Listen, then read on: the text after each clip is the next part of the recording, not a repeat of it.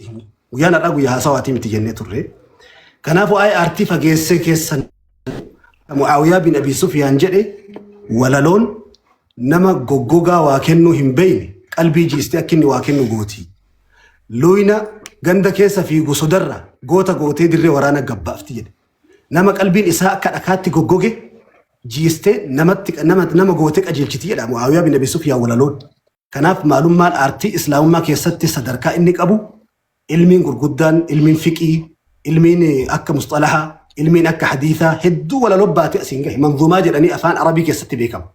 Kanaaf walaloon akka har'a abbaan fedhe waan hedduudhaan ittiin lallaaqe waa tattabatee waa baballeesse kanaa miti. Meeshaa guddicha meeshaa qulqulluudha bakka hedduu ittiin facaafan guyyaa har'aa garuu waa'ee walaloo fi walaleessa haasa'u osoo hin tahin dogongora jaarraa kanaa keessaa dhaloonni kun qabu keessaa tokko isinitti himuufi.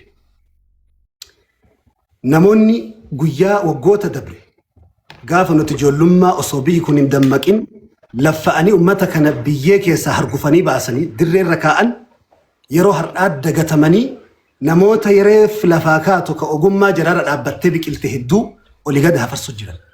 Namni nama kaleessa isa utube ummanni nama kaleessa isaa bakka dhabamaa isa jiraachise boolla keessaa isa baatee bibii baasee biyyee irraa hargufee namatti ol baase irraanfate dhaloota kufaadha. Dhaloonni nama wacuu fi dubbachuu waladda. Hojjechuu fi haasawa fakkeessuu waladda.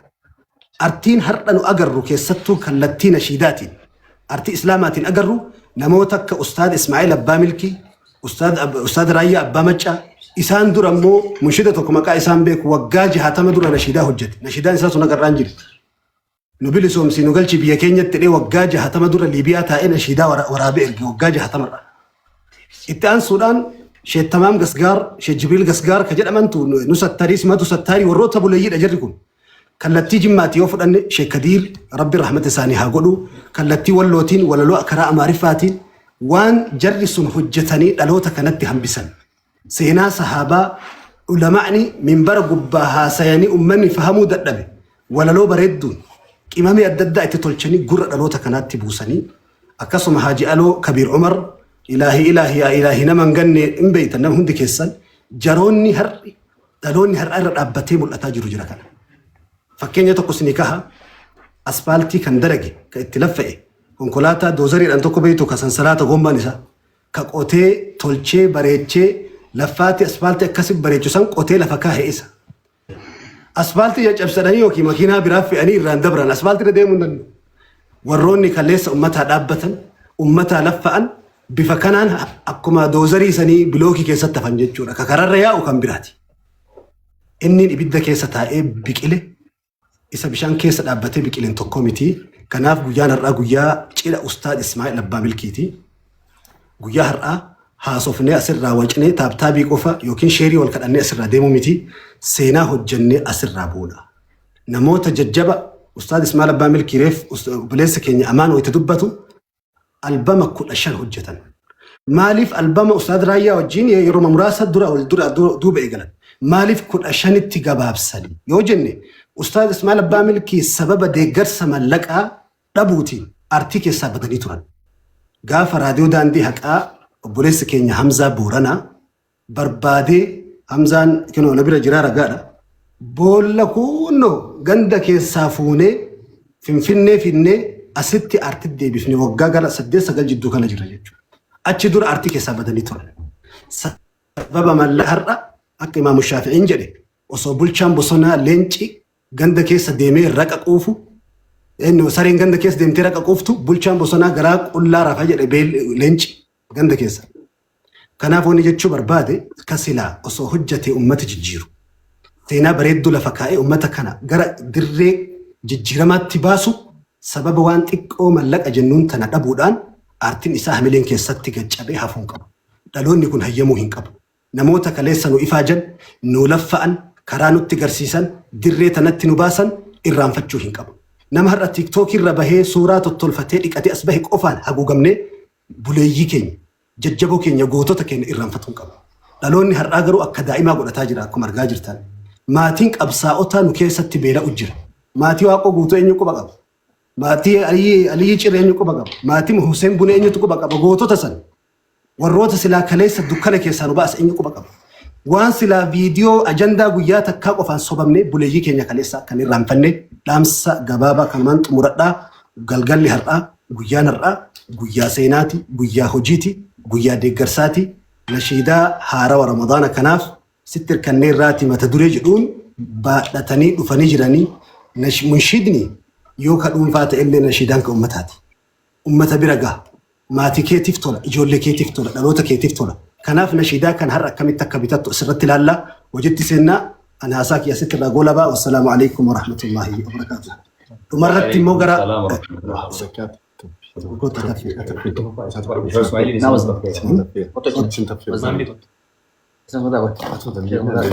Ustaaz keenya qaalii Ustaaz Ibsaan jechuudha osoo hin kaanee abbaa sagantaa har'aa jechuudha Sheekh Ismaa'il abbaa milkii nagaa isiniin jedhanii erga isin dubbisanii ka'aniin booda kallattiidhaan jechuudha sagantaan keenya deeggarsaa itti fufaa dabareedhaan ammoo jechuudha obboleewwan keenya tiktookaraa qofa miti jajjaboon diinii kun jechuudha ijoolleen hiriyoonni qaqqaaliin jaallatan hedduun as keessa jiru jechuudha hedduun isaanii jechuudha gastii irra jiraatan malee qaamaan nu bira jiru jechuudha abdii raggaasaa dabalatee tartiiba eeganii dhufanii asirratti dhaamsa isinii dhaamanuu qabu abbaan tamaamis jiddaan jechuudha qissaa isaanii waa'ee burtukeetiif waa'ee haadha kumaa waa'ee haadha qoroo dubbachuun isaanii itti fufaa kallattiidhaan sagantaan keenya itti fufaa hundumti keessa warra sirra jirtan taaptaap koppiliin godhaa itti fufaa Ustaaz Ibsoo osoo asiin kaane Sheekh Ismaa'il nu affeertu daqiiqaa muraasa boodammoo jechuudha isinis deebitanii wayita isin barbaannetti nu dhuftu jechuudha inshaallah. Daawwattoota keenya dabareen amma dabaree abbaa cidhaati abbaa galgala kanaati abbaa laffaati waggaa 30ti abbaa sagalee kiiloleeti saahibul hanjarati dhahabiyya abbaa keessa isaa kun kokkeen isaa warqiidha ka sagaleen isaa nama sochoosu ka waggoota dheeraa ijoollummaa keenyarraa dhageeffataa guddanne seenaa nabiyallah Yusuf seenaa nabiyallah Muusaa kallattii adda addaatiin dhageeffataa turre amma dabareen kan Ustaaz Ismaa'il abbaa milkiiti yeroo tokko hundi keessan takbiiraadhaan Allahu akbar ما شاء الله ما شاء الله Sheekh Ismaa'il نورا تفضل الله اكبر نورا تكبير الله اكبر الله اكبر الله اكبر الله اكبر الله اكبر اسماعيل سينو تجرو سينني اباك ادات شيخ اسماعيل الرا بارك الله فيكم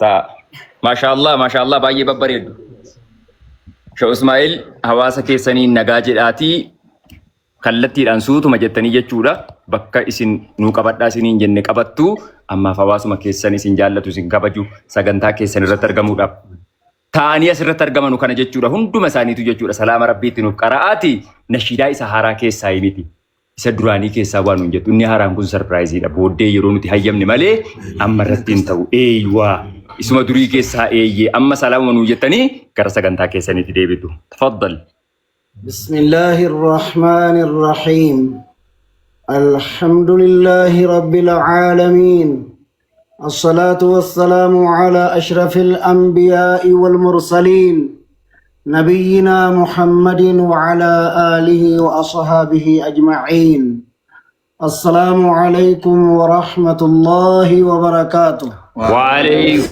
السلام ورحمة الله وبركاته asirratti guyyaa har'aa gammachuu guddoon natti dhagahame gammachuu namni gammade haasaatu harka bada egaa rabbis na gammachiisu ustaazota qaqqaalii sheekota qaqqaalii hawaasa kan keenya warra abbaa miidiyaa asirratti argaa jiru hawaasa kan keenya ka biyya keessaa ka biyya alaa marti keessanuyyuu rabbiin isin haa milkeessu nama walitti birmatee itti milkaahu rabbi isin haa godhu inni akhiraa rabbi isin haa milkeessu hin jedha amiin anigaa kanarra danuu haasa'uusi nan da'uu kan namni gammade waa haasaa tarkabada gaafii tokko lama isin gaafadha waggaa meeqa dura nashiidaa ka'ee galtan jechuun osoo gara istuudiyoon dhufin gaafa teephii waraabdanirraa jechuudha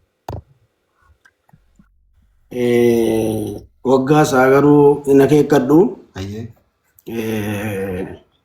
Atau gara media kanan ta'in kaasettii teeppiin keessa naannoftuuni eegaluun kan koo tureera gara waggaa 30 olii ta'a.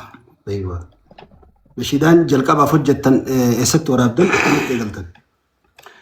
nashiidaan duraadhaa kaasettii teeppitiin biyyuma keessatti sajjalla malee gara miidiyaa kana tun taane kaasettii dhuma teeppii kaasettiin keessa naannoftu kanaan waraabnee kirri biyya keessa hamma ta'e biyya keessa dedeemti guutuu qaqqabuu dandeessu yeroo sana. Akkuma kirri itti harkifatti.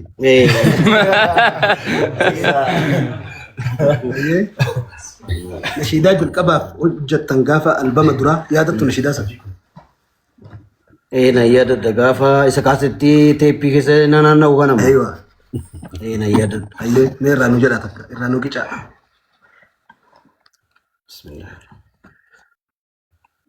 الله يا الله مولاي رحماني الله يا الله مولاي رحماني ختاما تلجين وكن إيماني الله يا الله مولاي رحماني الله يا الله مولاي رحماني ختاما تلجين وكن إيماني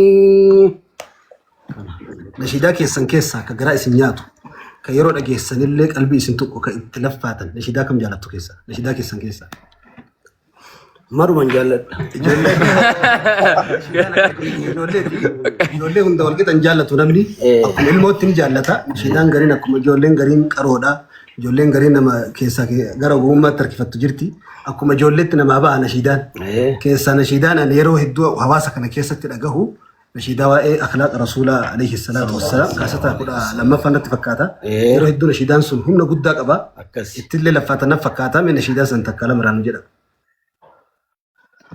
الله يا الله ربي يا رحماني قلنوك بديني رحمتك ديني الله يا الله ربي يا رحماني قلنوك بديني رحمتك ديني ما شاء الله ربي يسري لها جالته وجيو جتن كيس ربي إخلاصا وان بؤك أبو أمتها دالوت التفك ربي نسني هتاسسو آمين يا قلقلك أنا اللي نشيدا بهديمتو كيس ربي بركة سني هكاهو آمين هكا أمرين كيس سنجرو بري برا نشيدان تكو خرر بدو جرتو ومن كان نشيدا كيس سنيتين قلب بمار رجه نشيدان سرادان ألا بهو جرتي نشيدان كيس سن لبمو هنكبو بدو هنكبو نشيدا كيس سنين هواسني أكيدا كل سينا نبيوتا برتا رجه وأنا مدروه جتني قالتوما يستئانوا في المو نو في ججبات نو في يوم اسمين جنة بارك الله فيكم كما سكنتا براتج إنا والسلام عليكم ورحمة الله وبركاته وعليكم السلام ورحمة الله وبركاته إيجانا واسا كينيا كبجمو جالتمو ترتيبا جتشورا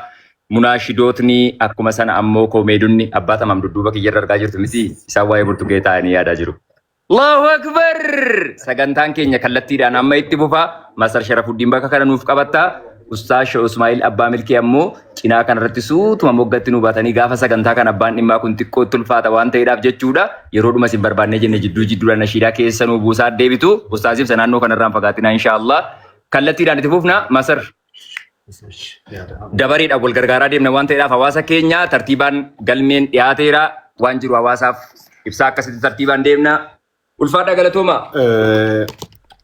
Sagantaa koppilinkii godhaa ummatti fufaa. Gidduudhaan namoota hedduutu jijjiiru. Abaazaariin biraanii yoo dandeesses abdiin as dhufuu osoo ta'e haa ta'u salaamtaadhaan maddu. Ustaaz Abaazarillee akkasuma. Kottu abdii salaamata dhaabii deebisi. Itti dabarbina salaamtaadhaan maddu. Jalqabnu. Okay. Akkanatti taala. Yaa salaam. Inshaallah. Akkamitti akka eegallu karaa lamaan haalli mijatee jira. Tokkoffaa tarii Ustaaz ibsaanillee nu ibsu karaan lamaan kuni karaa kam akka ta'e isaanirraa dhageenye achumaan sagantaa sana immoo itti fufsiifna nuti.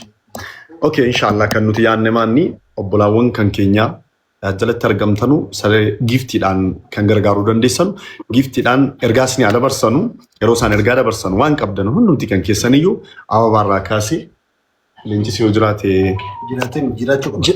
jiraachuu qaba. Ustaaz jiraachuu qaba.